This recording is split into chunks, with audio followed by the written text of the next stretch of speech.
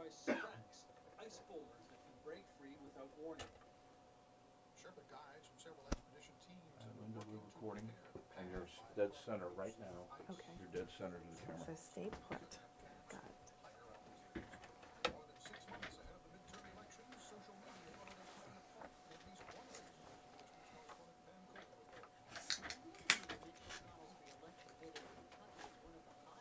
Hi, Richmond. And plenty of negative There's comments have Richmond been right there. flying around. But the state's Hi, prosecutor Richmond. says Oh, there's someone hacked into his Twitter account to post inflammatory comments about that McConnell. little teeny. Greg Stumbo does support McConnell challenger and fellow Democrat Allison Lundergan Grimes, but he says he didn't know about the anti-McConnell tweets until someone called him. The comments were deleted, and he's changing his Twitter password. Pam Coulter, CBS News. A dying breed of commerce is in focus today, which has a small but very dedicated fan base. It's a record store co-founded by Carrie Colletton in 2007. Almost all the stores have The webcam's not on? performance in the afternoon, and that can be a touring artist, you know, All right. a major national recording artist. Billy got it. Is it A lot on? of stores have local artists. Providence, Rhode Island, suing a long Is that the list webcam Yeah. up there? Yeah. Or is that You got it? Hey, man. investors want to see the stock market they live. Split-second trading firm. It's showing off air. Buying a car can be a stressful experience. Well, TrueCar.com is changing car I'm buying glad she forever. called. TrueCar.com helps car buyers get rid of the fear that you might overpay. Last month, nearly 45,000 cars were sold All right. by the TrueCar. All right, thanks for the quick ring. And TrueCar users save an average of $3,046 on MSRP.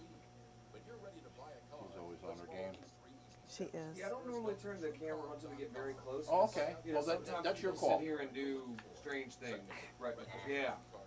That's your call. Inappropriate She was things. just giving me a heads up that it Cool. wasn't No on. worries. That's good. And the third step is simple.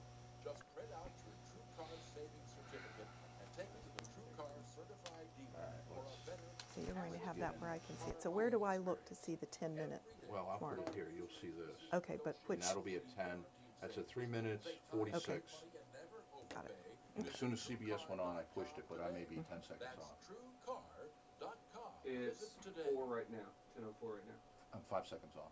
Okay, we'll be all right. Rabbits and ducklings are fuzzy, furry, and fluffy pets, but the SPCA reminds that adopting them as Easter gifts is not a very good idea. Although it seemed like a good idea, Stephanie Knight with the SPCA of Texas says many Right, times there we go. these animals Yeah, I got you end up guys up. I see abandoned you. or taken to shelters. They'll get home, and yes, it's wonderful. It's moving slowly, though. It's not for, capturing you know, all even my as short as the Yeah. first couple of weeks. Some people Yeah, we need will to- turn around That's, and it's back. It's, animals yeah, quicker than that it's back. because We they need get to them update our home and they're camera. just like, oh my gosh, you require a lot more care than I There you thought go. you It's would. lagging. This tiny rabbit. She says chocolate bunnies down by do the make the string, best yeah. Easter gifts.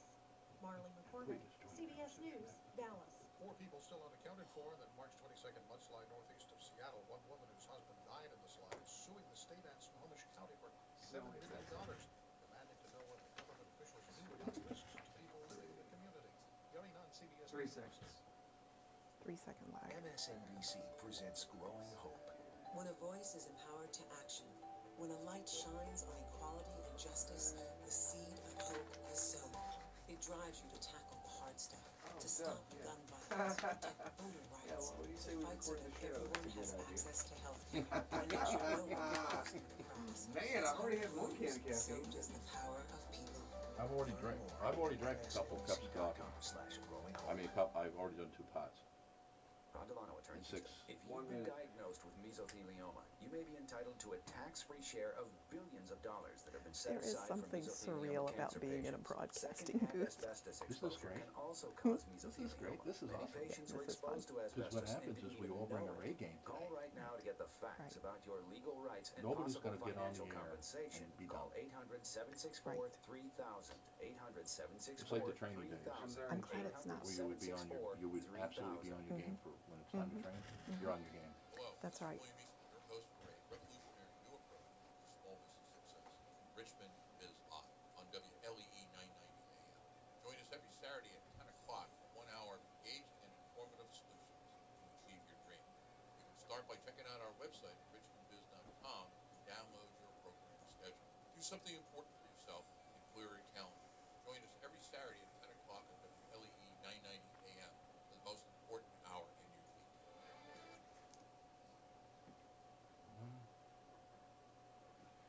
This is WLEE News Talk 990 AM. Good morning and welcome to Richmond Biz Live, the show that's growing Richmond's economy one business at a time. Today we are starting show number 3, so join the conversation, please. And you can get in here by dialing in on 844-249-5483. That's 844-249-5483. Or if you're in your car, the easier way to remember, it's 844-BIZLIVE, B-I-Z-L-I-V-E. I'm your host, William Eastman. I'm managing partner for the Growth Works, a Richmond-based growth company with offices in Richmond, Kansas City, Las Vegas, and Calgary, Alberta. And again, our mission here for the show is to grow Richmond's economy one business at a time. That was too much coffee this morning, I think. Okay, here we go. What's the show about? Well, when we put this thing together, what we did is we selected a number of topics that we thought are critical to determine your level and rate of growth. And so what we did is we designed these segments to be 10-minute conversations delivered by a local business expert. These are people that are not only consultants in the area, these are people who are running their own companies. And so really what this show is about is Richmond businesses helping Richmond businesses. In each one of the segments, we're going to attempt to answer 3 questions. One is, why is this particular topic or area critical? Number 2, what benefit can you expect if you somehow employ this or use the information? And then number 3, how to get it done. And of course, we know that getting it done and in the 3 or 4 minutes that we're going to discuss it is probably not possible. And so what we're going to do is we're going to give you some options about where to get other resources, such as you can either come to our website, which would be RichmondBIZLive.com, RichmondBIZLIVE.com, go to our resource page, or I will direct you to the website of our particular topic experts. And so everything we cover on the show is on our website on the resources page. Everything that we've done up to date is there. And by Sunday evening, Monday morning, Saturday show is up. And so that is RichmondBIZLive.com.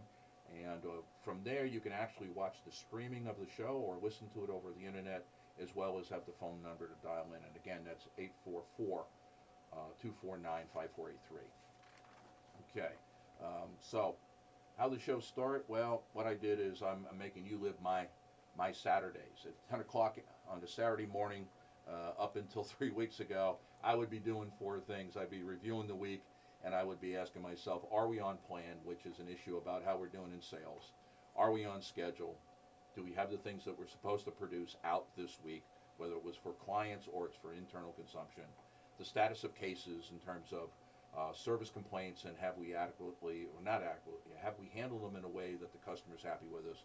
And then finally, are we on budget? And looking at our cash flow and our finances. And so I thought, hey, if I'm going through this at 10 o'clock every morning on a Saturday, so are probably you, and this is probably the best way to use your time. And so what I wanted to do is address these issues that are critical to the engine of America's economy, and that is small businesses.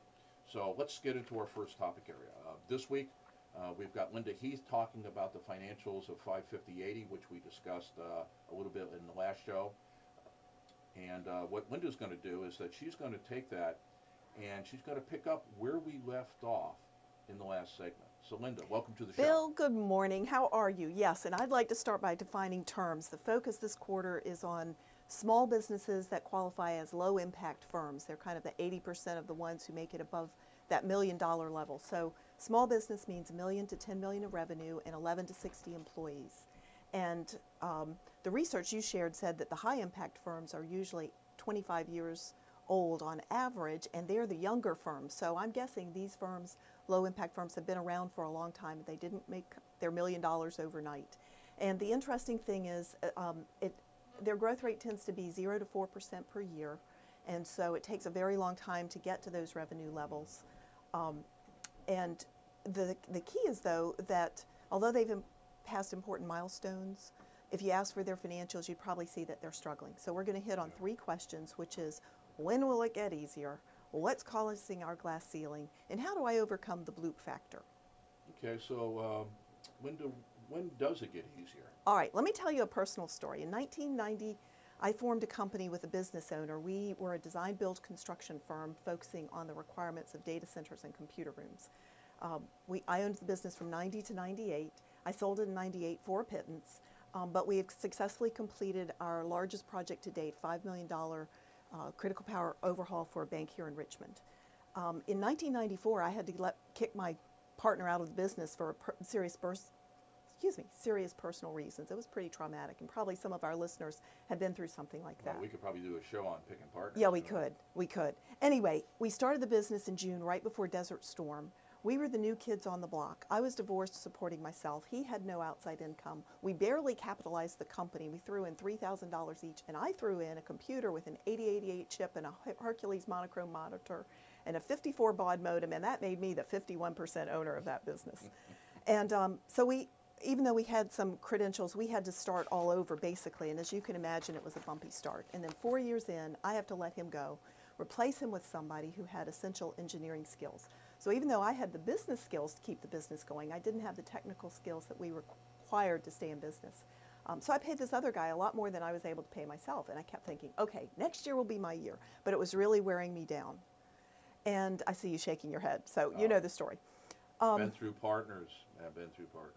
So I decided to call a local business owner of a manufacturing company. They were very successful. They manufactured equipment that we would specify and install in as many computer rooms as we could.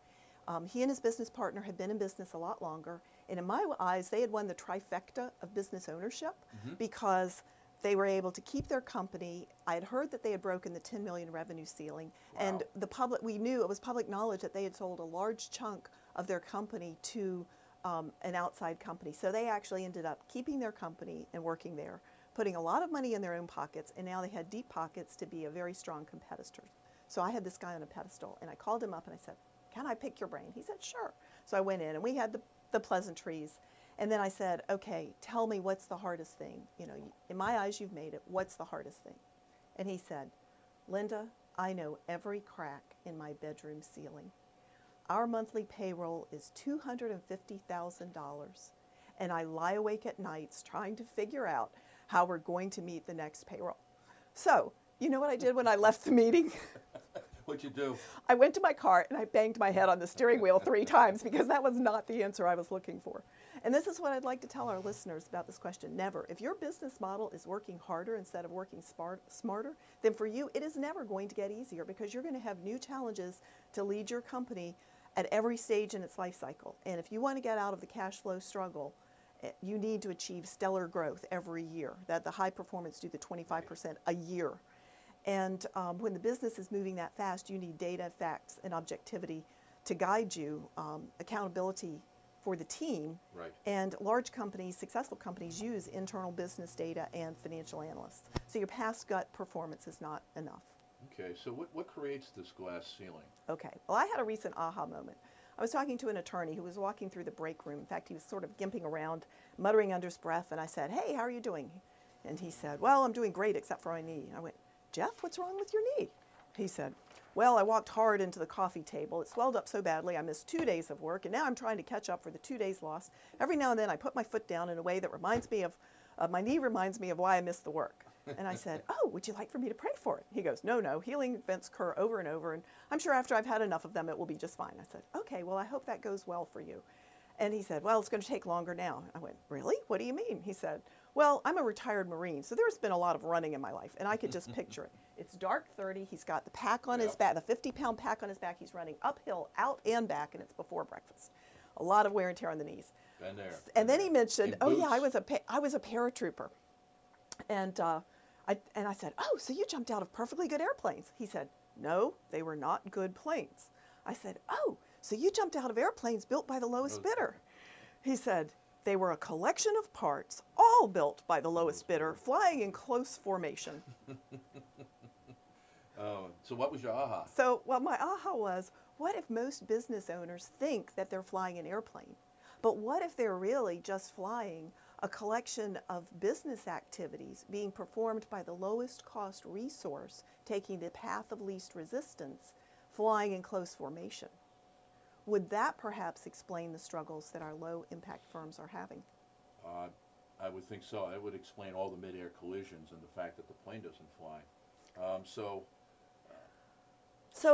Anyway, what I want the learning point from this is management accounting is a very different discipline. It's needed in businesses. The large successful companies use it.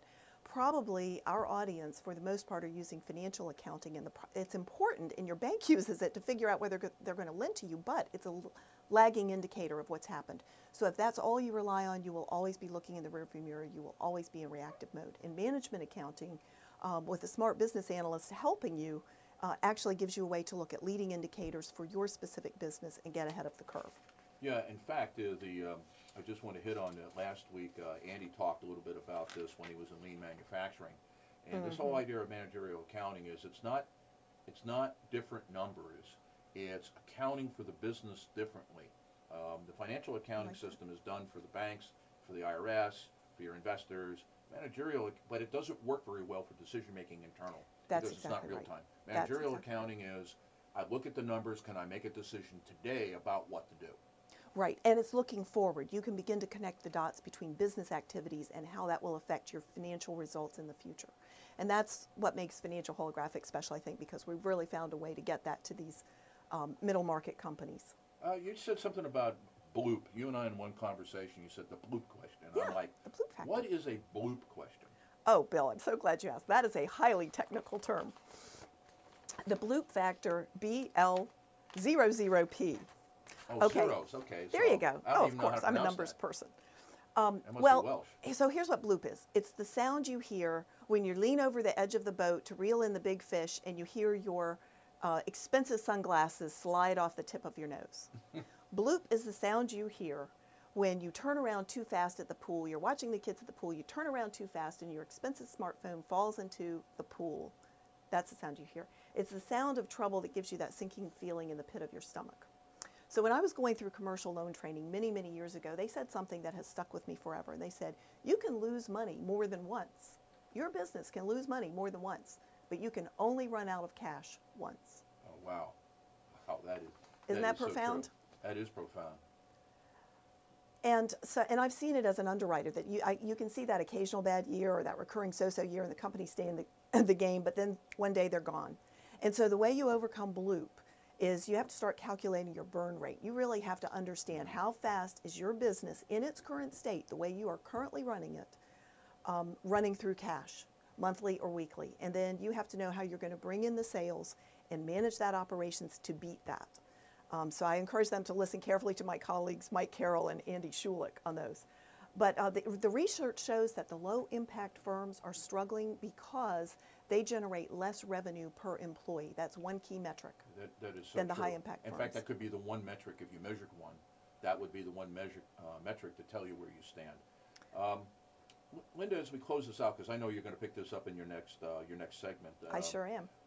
How do people get in touch with you? How do people get more information on this particular topic? Well, as you can tell, I am passionate about solving this problem for businesses, local businesses. First of all, I'd encourage them to reach out to our RichmondBIZLIVE website. They can reach me through that.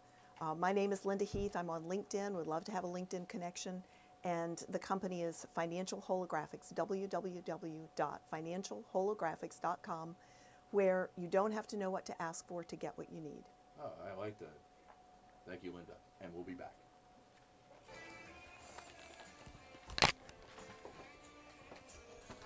Okay, I heard you guys laughing. That was the idea. All right. Eric. Here, Eric's next. Yeah. Oh, good. Okay, you're next. I kind of fumbled the beginning, but I got it down. There he is. Hey, buddy.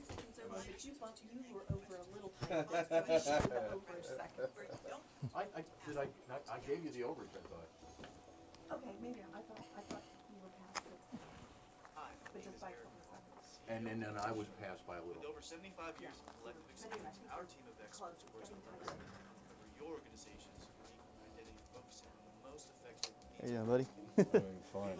I was stuck outside in the front, so sorry for that. So I'm just going to talk about point of differentiation today. Just ask away, and I'll just answer your questions. Okay. You do great. So I'll follow your lead. All right.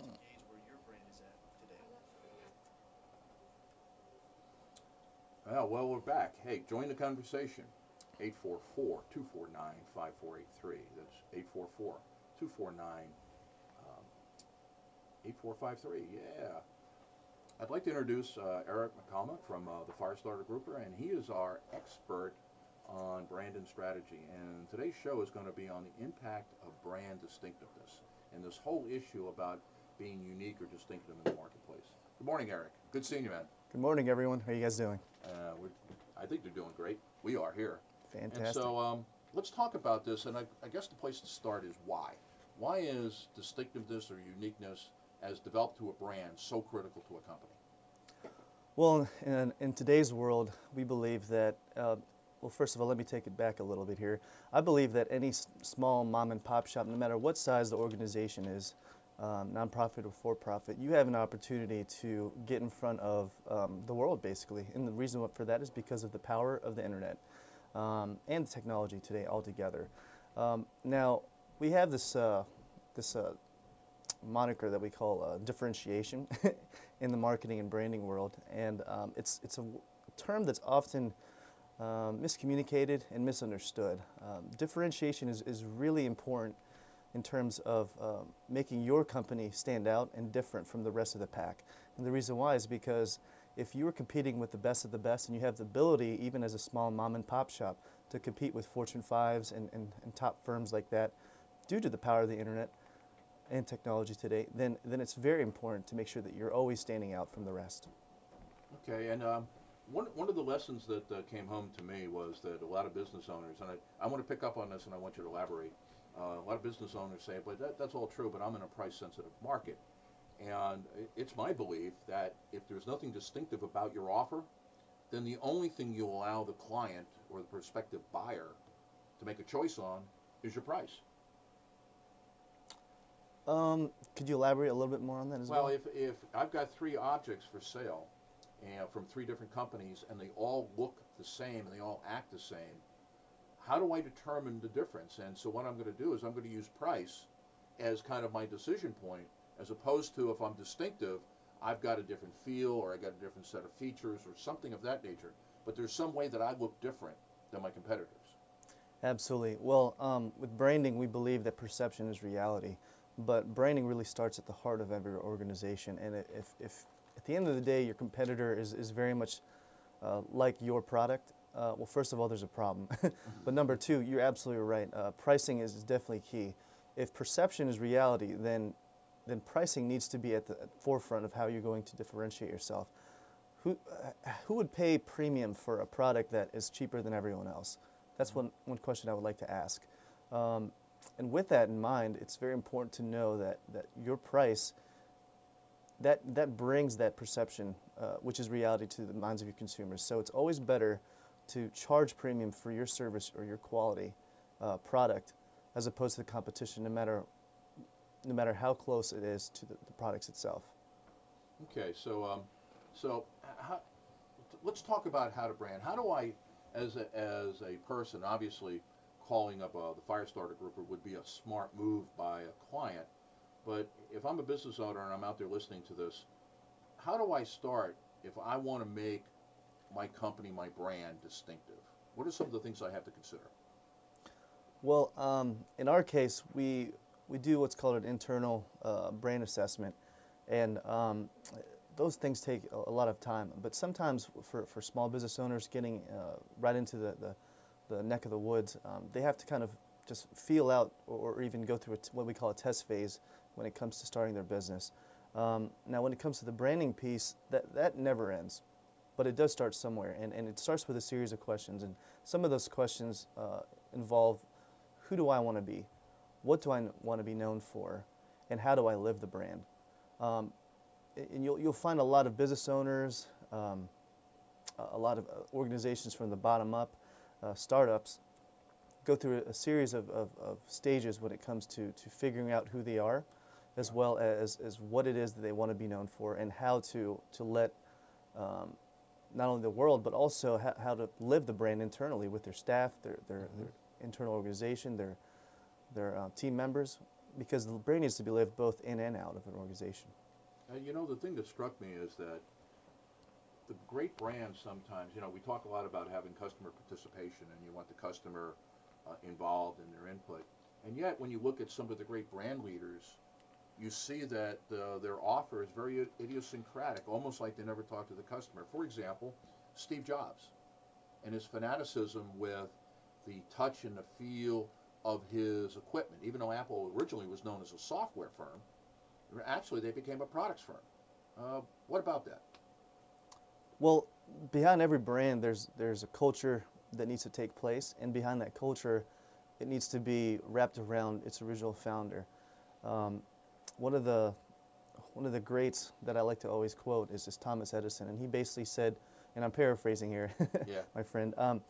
He basically said that when an idea is created, and it's created by one individual, and brought into the world, and then suddenly just killed off or whatnot, at some point that great idea, whether it's from the original creator of that vision, that mission, it'll come back.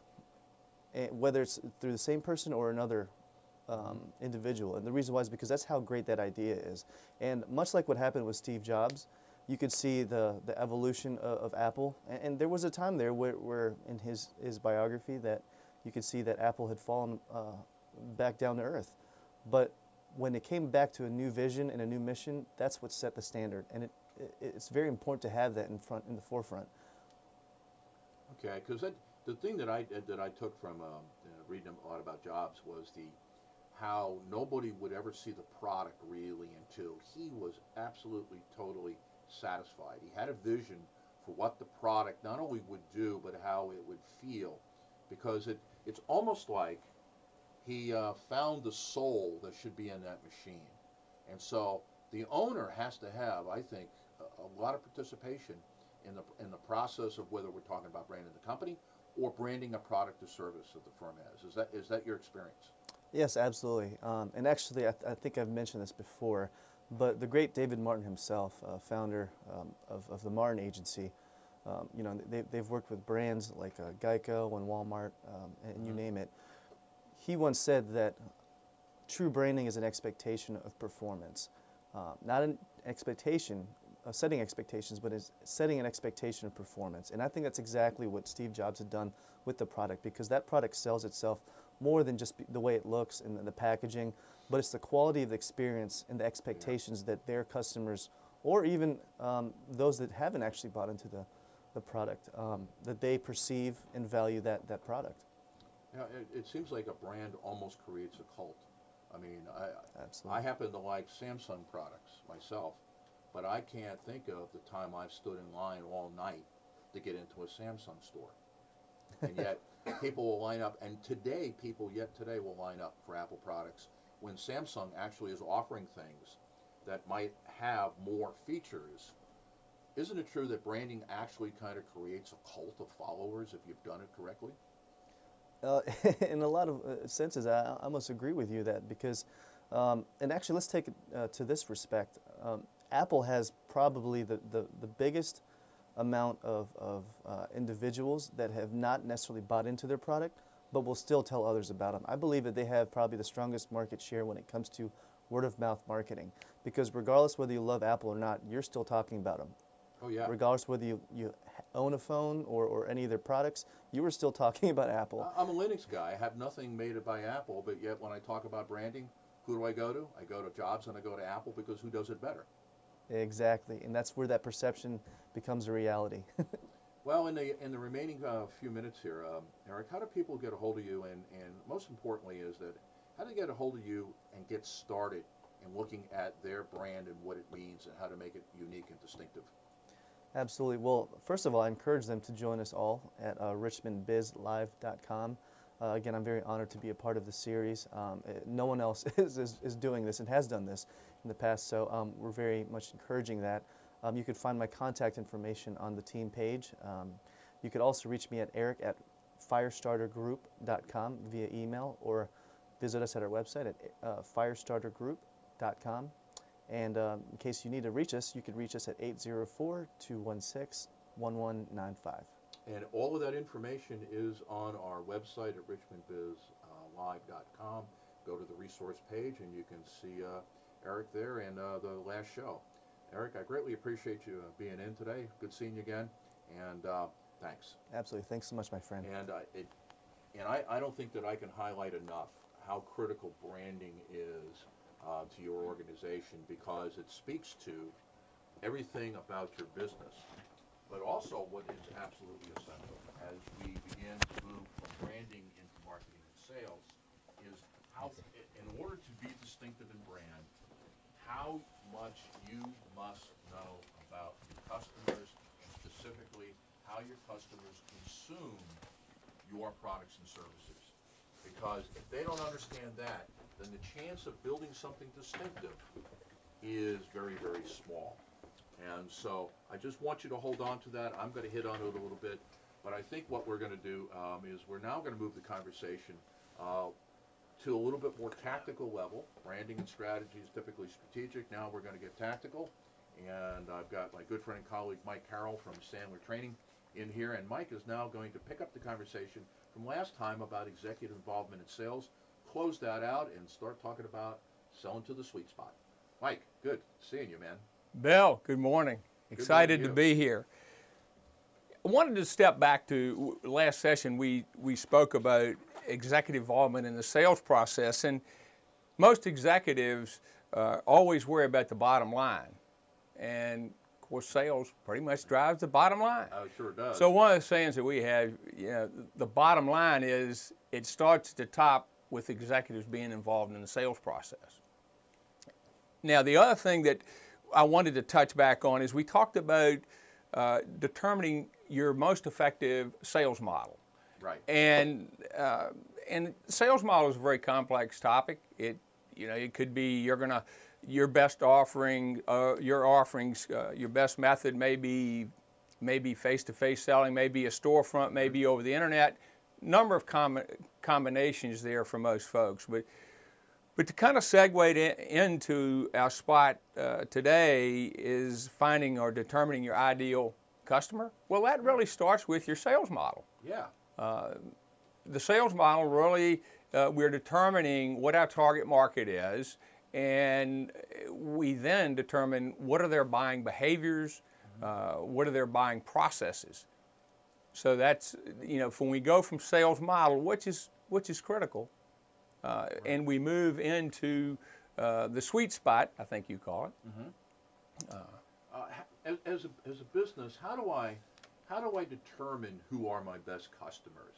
If I'm going to draw that sweet spot, I guess I have two choices, and maybe comment on both of these. One is I would theoretically sit down and say, this is my sweet spot. This is who I want to sell to, down to the gender, down to the age, etc.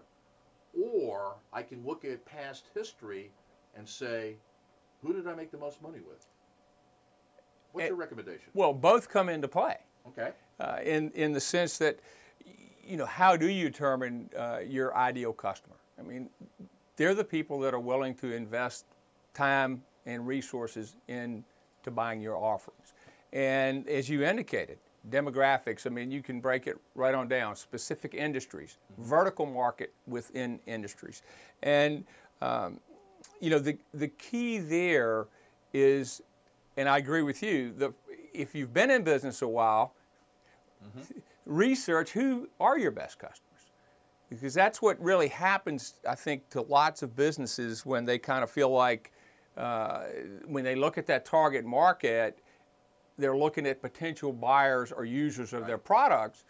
And what we find is some of those users are not the best prospects. I mean, number one way to really kind of determine, because a lot of companies the sales organizations spend a lot of time chasing after the prospects that aren't a good fit. And you'll catch some of those, Bill. And then all of a sudden you got somebody that they're tying up your resources in trying to serve them, and a lot of times they're not profitable.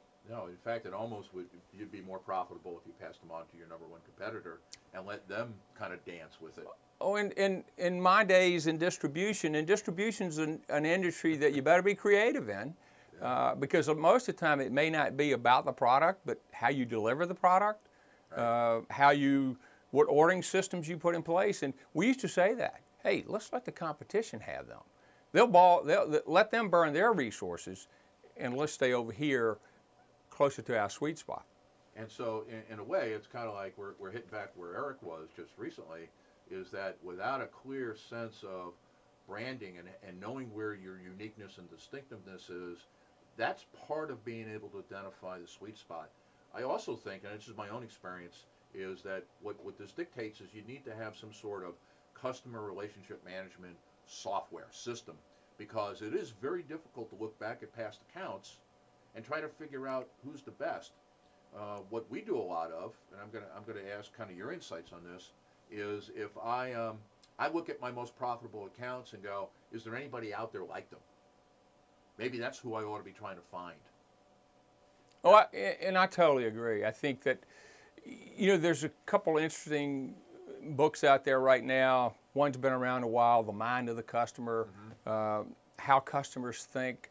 And that's really where we're going when we're looking at identifying that ideal customer, that sweet spot. We have to know what's going on in their head, what's that buyer's persona.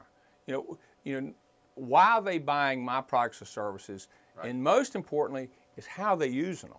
Right. How are they using the product? And you know, you had mentioned this once before in another discussion about how important is it for our sales teams, if we have whoever's is handling the sales process for us, how important is it for them to understand how the customer is using our offering, our product or service? It's critical. Right. It's critical. You know, one of the things that we spend a lot of time with clients early on is one of the first questions I'll ask the sales team is, why do people buy from you? Yeah. And you know what we hear?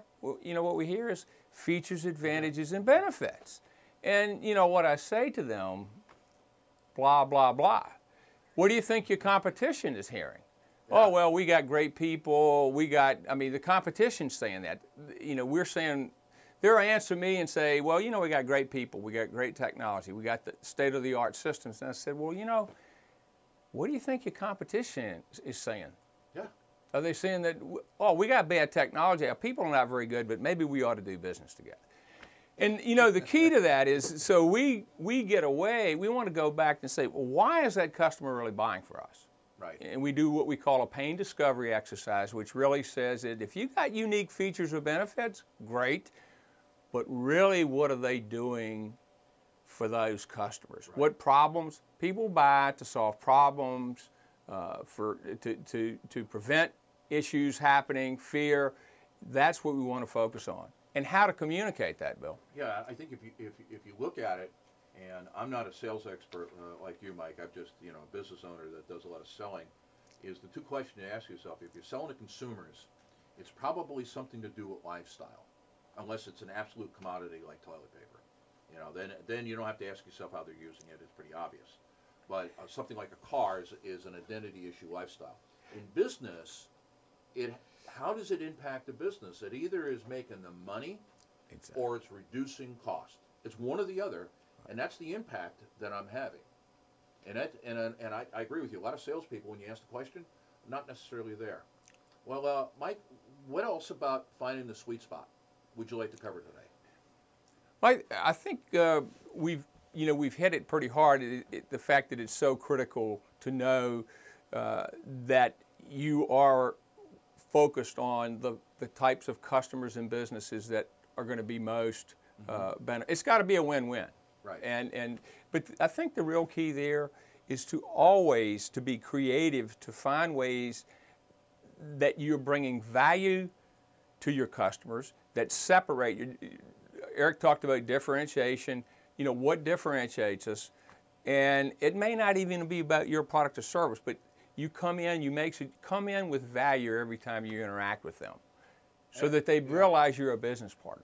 And I think, you know, to pick up on your last segment, Mike, is, you know, as the business owner, we talked about being involved in sales, and some of that is actually in the sales process, but also, and I hit on it last week, is that sometimes as the owner, you need to be out there in the field, visiting both announced and unannounced. If you got people in the field working, but also customers. Sure. And so one of the things as an executive, what am I looking for? How are they consuming? How are they using what I'm selling them, and what impact it's having? Sure. Oh, you know, you're dead right on. executives obviously will be involved at certain levels, but your sales model, your ideal customer, they all determine what your sales strategies are going to be. And strategies drive down to behaviors. And you know, Bill, our CEO, Dave Mattson, mentioned this. He said, be a behaviorist. And he really got my attention. We have to know what the most effective behaviors and activities that our salespeople should be involved in, executing with the best techniques and skills, but we need to know we're doing the right behaviors that are going to deliver what that customer wants. And whether it's end user, consumer, whatever, we got to always be looking at those things. Excellent. Mike, how can people get in touch with you so that they can pick up on this topic of finding out where their sales sweet spot is? Sure. Well, again, our contact information is on RichmondBIZLIve.com, right, and you can hot link to our website there. But our website has lots of content, focusbusiness.sandler.com, yep, and there are white papers out there. And most important, if you don't see some information you're looking for, send us an email, focusbusiness@sandler.com. Or just put contact information on the website. Yeah, Patrick is great. You all want to get a hold of Patrick, and I guarantee you, if Mike has it, you'll have it. Absolutely. He does a great job. Mike, thanks for being in today. My pleasure. Have a great weekend. Thank you. And we'll be back. Good job. Thank you. We went over almost a minute, but that's right. Thank you. Who's up next? Good weekend. My pleasure. Thanks for having me. Have a good weekend. Thank you, sir.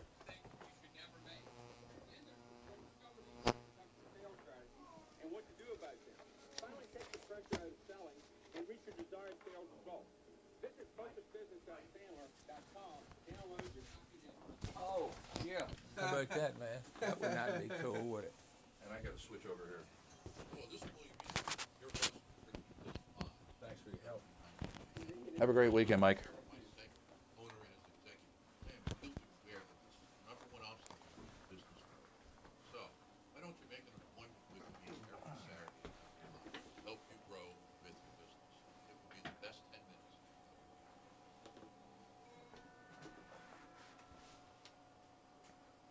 Well, we're back, and if you want to join us, it is 844-249-5483. That's 844-249-5483 or 844-BIZLIVE, B-I-Z-L-I-V-E. Well, great show so far. We had Linda talking about around the issues of the 515 and the fact that most of us are running 80% companies, the companies that are kind of hanging on a little bit. And how do we get out of there? One of the ways to get out of there was Eric's conversation about distinctiveness and being unique as a branding your company or branding yourself, which is a topic that Mary Foley will pick up on our next show. And then Mike was talking about selling to the sweet spot. So where we stand today is that now we got my little segment on owner as an executive. And on the last one, I was picking up, on the last segment I picked up on where Mike was and the issue about your involvement and what does that involvement look like. Today, I want to talk a little bit about living the vision, in that one of the most critical things that can be done in a company is for the company to establish who it is, who it serves, and what are the rules of operation. And so the two things I'm going to hit over the next couple minutes are, one is how do leaders develop respect in the organization? Not just the owner, but anybody who is in a leadership role.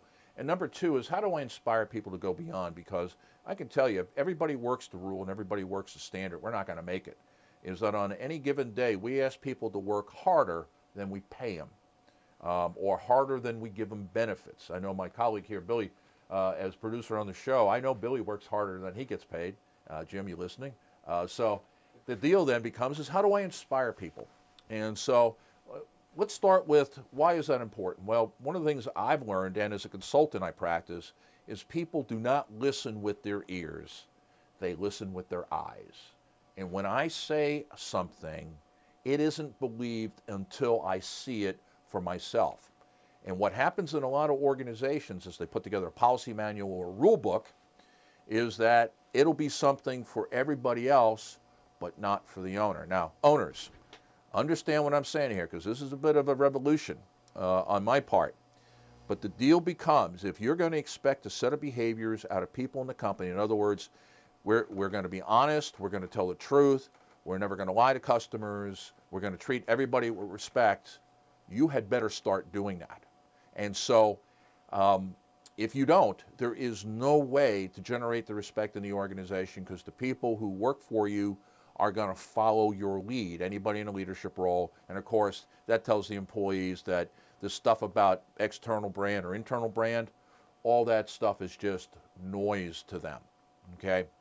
Now, the benefit to the organization, this is an interesting concept I wish I had an hour for, but I don't, so I'm going to do it in a minute, and that is the ultimate way of controlling what happens in a business day to day or over time is culture. And what I mean by that is you can put together a whole bunch of rules in the organization and say we do it this way, we do it that way, but people really don't use that moment to moment. They don't open the book and look at it. So the issue of culture says, I'm going to put a set of handrails up. It's kind of like having a patio that's all open, and I'm going to put up a set of handrails to say, if you go past this, you're going to go over the edge and fall off. And so what is a culture made up of? There's a vision about where we're trying to take the company. Where are we going to be in 5 to 10 years? And what good, what significance are we going to provide, and who do we serve? And then companies typically have a mission statement that gets more into the details of this is what we do, this is when we do it, and this is how we do it. And then finally, they have a set of operating principles of values about how they treat employees, how they treat customers, how they treat each other, etc. And it's those type of things that if I am not going to practice myself, my recommendation is roast a pig and have a keg, because you'll have far greater impact on employee morale having a picnic than you will by coming out and saying, okay, here's a vision, mission, and values, and oh, by the way, I'm not going to follow those, okay? And so how do we do that? So let me kind of close this out with this thought. One is that I have to get real clarity on the vision, mission, values of the company. And that's not just clarity in what it means, but participation from people in terms of defining what that means. So no, you don't have to explain anything, nothing's in jargon. Number two is accountability starts at the very top of the organization, okay? That means starting with me. And number three is anybody in the organization can hold anybody in the organization accountable for a violation. Now, that doesn't mean that a frontline employee can come in the middle of a meeting and say, Eastman, you're a jerk, though that does happen, trust me. But it's more of a, if I'm operating outside the values of the company, can the employees call me on it? And if the answer is yes, then you perhaps have something magical happening in your workplace. If the answer is no, then you need to rethink what you're doing. But if I'm going to make this happen, I've got to live this vision in the organization, because what it does is builds respect, which I need. It is a currency. It's a bank account that I need to trade on.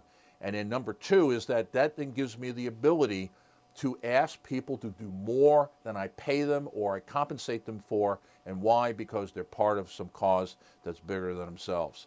And so that is really the issue there with living the vision. And like I said, if you want more information on it, there's a process called Managing by Values, and I can put that at your disposal either by dialing in right now at 844-249-5483, that's 844-BIZLIVE, B-I-Z-L-I-V-E, or go to our website, RichmondBIZLIVE.com, and I'll have that resource up tomorrow. So that kind of takes me over to my last segment here, and it, like last week, the featured guest is not a person. The featured guest is a concept. And I want to take this 51580 idea, and I want to kind of, maybe not end it today, but certainly kind of put a bow around it and move on. We'll come back to it.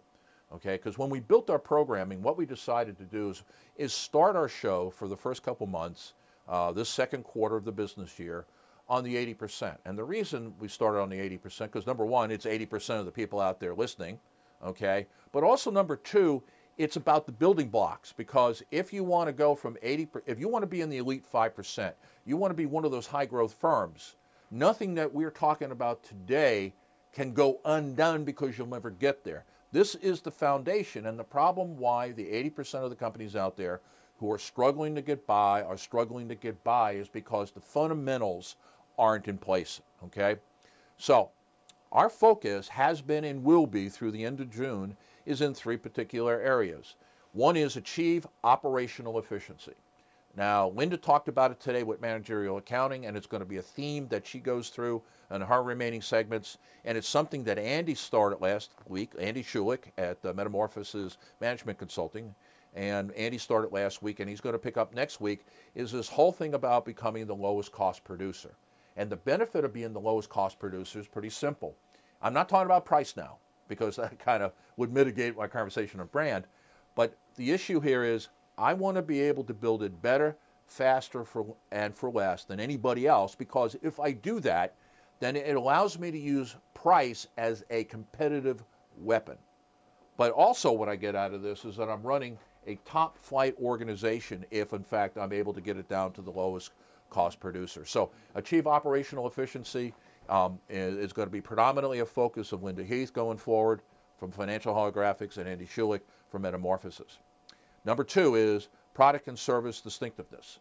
And this is going to be an area that Eric has been hammering on, and so has Mike Carroll, and we're going to continue to go there. Now, I'm not talking about a re-engineering of the product, but quite frankly, as in our conversation with Eric, is that if all the products look the same, if all the services look the same, then your only competitive advantage is price, and you had better be the lowest cost producer, because if you're not, you're probably losing money. Welcome to the 80% club. And so it's not a major engineering of the product or service. What it has to do, it has something to do with maybe it's not the product itself. Maybe it is how we bundle that product. Maybe it's our packaging, or it could be the service that we put around it. In other words, the experience that you have from either buying from us or using the product and service. But that is number two. And then number three, which has really been a focus of myself and Mike, and that is professionalized leadership and management. One of the reasons why companies are stuck here in the 80% realm is something that we call the founder trap. And what I mean by the founder trap is that the company has got as big as it's gotten right now because of the strengths of the owner. And now it isn't going to get any bigger than it is today because of the weaknesses of the owner. And that if the owner cannot kind of get out of their own way and grow beyond themselves, then the odds are that the company is going to be stuck here, and you're going to be in a company that is never going to get out of the 80% realm. Maybe you move into the 15% where you're kind of doing okay, wondering what the next move is. But my experience, 10 years of doing this, all the research we did said that if you're in the 80%, more than likely the number one reason for that is that the owner refuses to change. And as we talked about last week on my people segment, is that owners are used to running the business like a wagon wheel. They are the hub. Everybody else is a spoke. All the decisions, all the information come into the center. All the information and decisions go out for the center. And if you're running an organization of 7, maybe even 10 people, you can pull that off. If you got 20 people in your company, you're crazy because you can't do it. And what I've been talking about and what Mike Carroll has been talking about is how do we professionalize either the leadership of the firm or how do we professionalize the leadership and management of the sales function. And then finally, technology is simply one of the ways that we put this together as kind of the glue to hold the business. But I can't emphasize enough, 3 things. 3 things to take away from today's show if you're in the 80% realm. And even if you're not, ask yourself how you're doing on this. 1, are you operationally efficient? In other words, if you compared yourself to all the other companies in this local area for the niche that you're in, whatever it is that you make and sell, and when I say make, we make service like we make products. It's an execution issue. Do you do it better, faster, and for less than anybody else? And if you don't, then you need to seriously consider where you're at because you're not going to get out of the 80%. Number 2, is there anything distinctive either about your offer or the experience of buying and using your offer? If the answer is yes, you got something to build on and you're taking the pressure off price. If the answer is no, then you need to get to work at that. And as Mike talked about, the place to start is with your sales force. Is that your sales force is your expertise in terms of how the customer is consuming it, and then finally get your act together, because you've invested years of your life in this business. It's time to begin to get the return out of it. So in closing, 4 things we covered: financials of the 51580, the distinctiveness of branding, finding the sales sweet spot, and living the vision. And all of this, by the way, will be up on our website tomorrow night, and that's RichmondBIZLive.com. Okay, so let me kind of get down to the end here. Our next show. One of the things I'm going to have ready for the next show, and we're going to promote on the show, is Are You Ready? And Are You Ready is going to be a survey that we're going to put out there to find out if you're an 80, a 15, or a 10%. And I'll have it up this week on RichmondBIZLive.com, so you'll be able to find it. Also, next week, we're going to be talking to Mary Foley, and she's going to be taking this idea of thought leadership a step further. And what are the principles of establishing thought leadership, especially as a personal brand? Andy Schulich is going to be in, and he's going to be talking about the focus of lean, which is right first time and remove non-value in terms of activities, things that are not providing value to the customer and adding cost to your operation. Wee Tran is going to be in, and he's going to be talking about the issues of how to integrate your platform. In other words, does your accounting software talk to your CRM software that talks to your project management software? If the answer is no, then that means you've got to triple enter everything. And today, 10 years ago, I tried to get an integrated platform. It was going to cost me $250,000. Today, I have an integrated platform, and it costs me about $200 a month to do the whole thing. That's how much things have changed. And then finally, I'm going to close that out on the people side, and I'm going to talk about the power of goals. So, with that, I wish you a great week and wealth and prosperity. This is Richmond Biz Live. Bill Eastman, your host. Take care.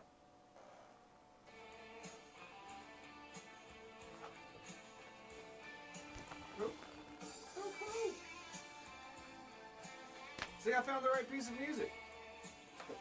Thanks. Indeed.